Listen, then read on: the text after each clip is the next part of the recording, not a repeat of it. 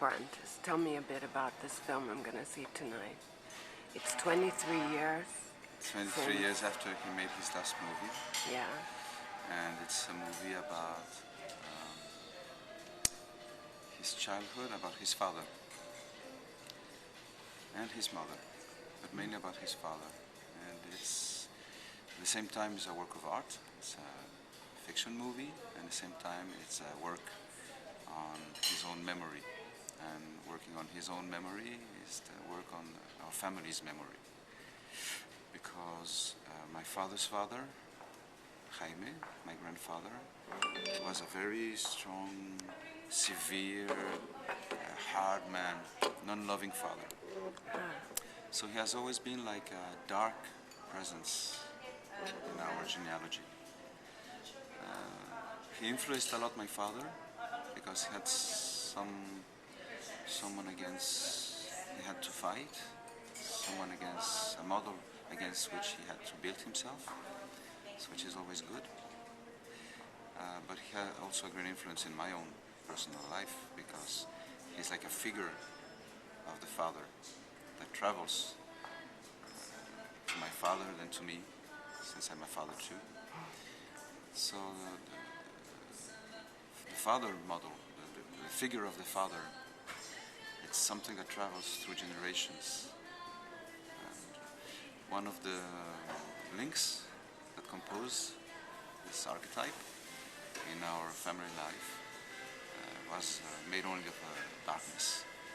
So through this work, through this movie, we worked on our memory, we changed, because every memory is fiction.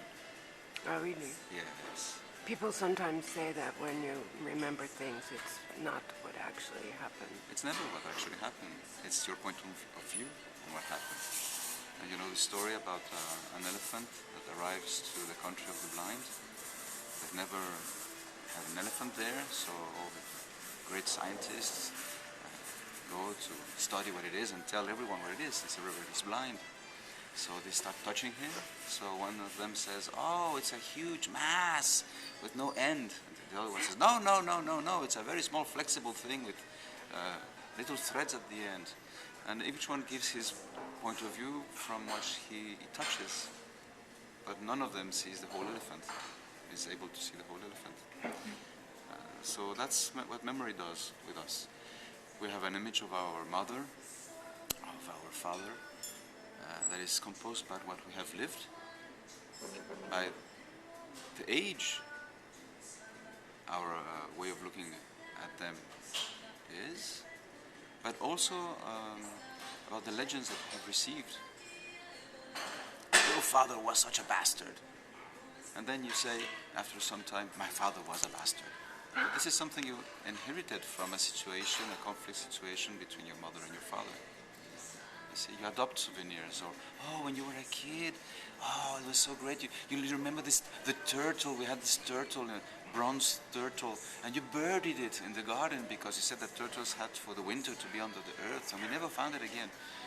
You don't remember this, but after some time, they have told you so much this legend that you make the souvenir yours. And then you remember, yes, I buried the turtle, and you tell it to your sons as if it was the truth. That's how memory works.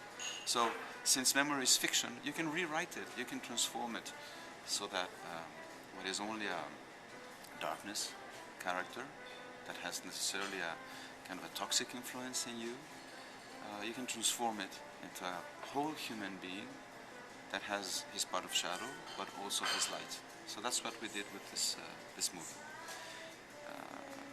And we did it as a family project. It's my father's film, absolutely his creation, but the main actor is his son, me, and he gave the part of someone he hated, someone who had a lot of resentment, to someone he loves.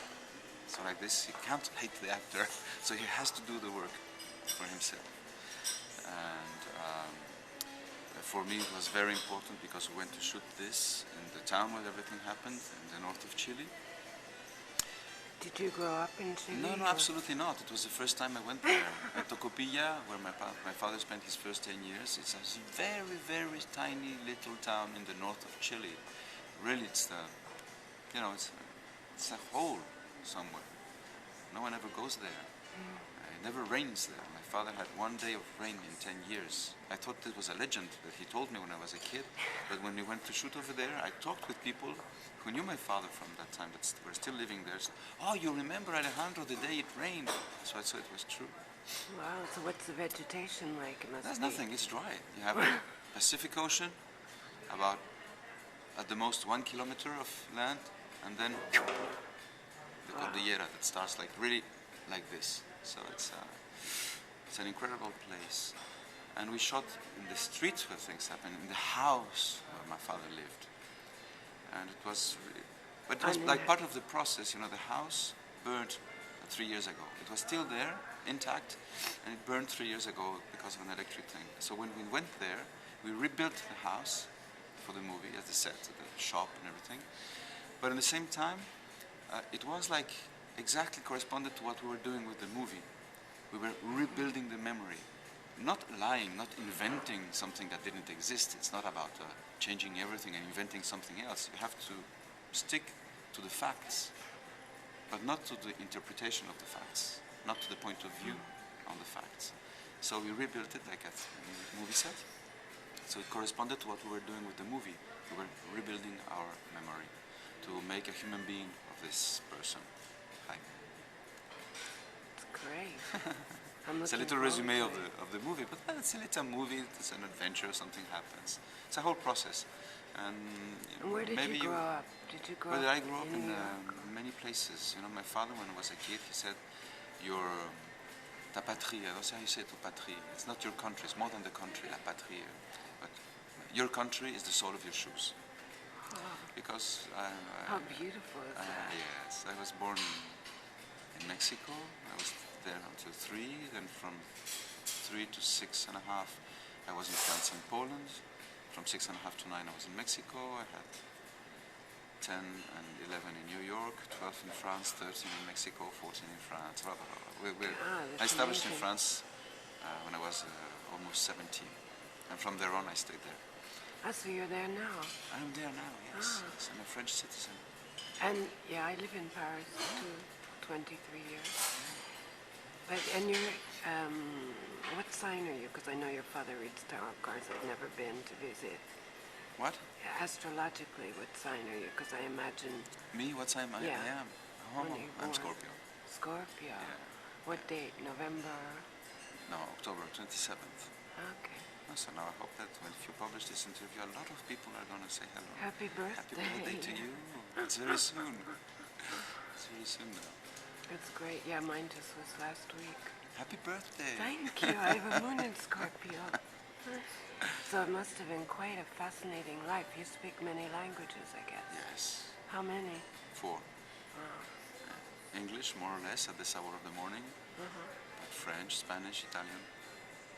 It's also because I'm an actor, so with theater I've been traveling and making plays. And the last play I'm doing, that is a project I did with my father too. It's called The Gorilla. I performed the 4 languages. So art has taught me a lot of things, and particularly to speak different languages. And the trips. When you're a kid, you know, you have to adapt yourself. Every time I was put in public school, so to really adapt very quickly. Fantastic. And the Gorilla, where is it playing? I played 6 months in Paris 2 years ago. Then I was on tour in France, and I've now started the Spanish version tour. So I played in Chile, and last June I was 1 month in Buenos Aires. I'm going to Morelia Festival for La Danza de la Realidad, so I'll try to make some contacts there because I want to play in Mexico for an emotional thing. Yeah. A month. And I've been approached by someone who would be interested to do it in New York in English. But it's a long-term project, I think. 2 years from now, something like that. Fantastic. That will be the end of that play I've been playing now for 4 years. So What's it about? it's based on a Franz Kafka story. And it's a gorilla, an ape, who's captured in the forest.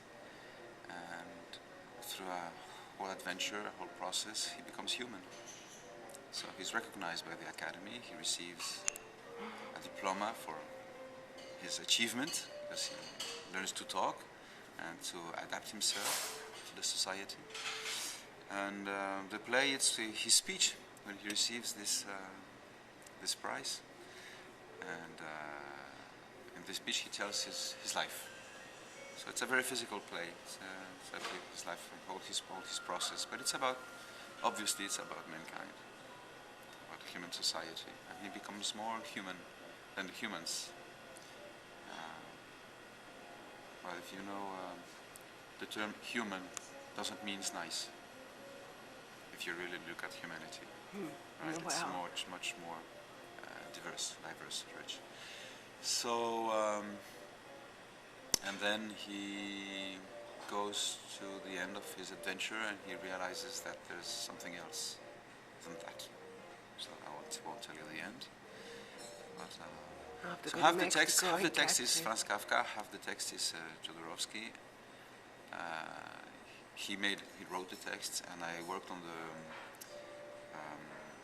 la matière du texte, the material of the text, the vocabulary, the words, the rhythm, and technically to make it breathable, because it's a very physical play, and it's not to show an exhausted actor by the physical effort, so you have some technical things to do with the text. So that's what I'm doing now. Great. Thank you. Thank Thank you you. for taking the time.